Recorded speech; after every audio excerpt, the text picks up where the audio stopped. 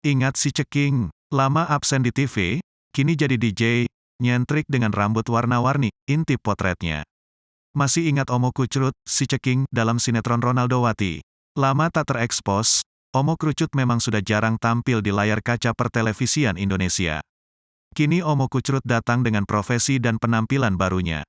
Siapa sangka Omo Kucrut kini menekuni dunia hiburan musik elektrik dengan menjadi disc jockey, DJ.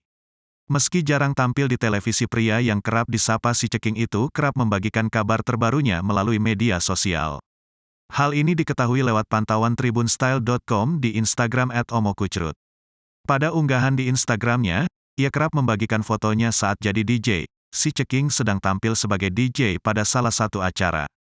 Memakai hoodie pink dengan topi hitamnya, membuat si Ceking terlihat keren. Banyak warganet memberi pujian pada postingan si Ceking tersebut. Pada unggahan lainnya, ia membagikan fotonya yang tampil nyentrik. Si Ceking kerap gonta-ganti warna rambutnya. Dengan berbagai warna rambut, ia terlihat keren dan unik. Pada foto tersebut si Ceking tampil dengan warna biru dan ungu.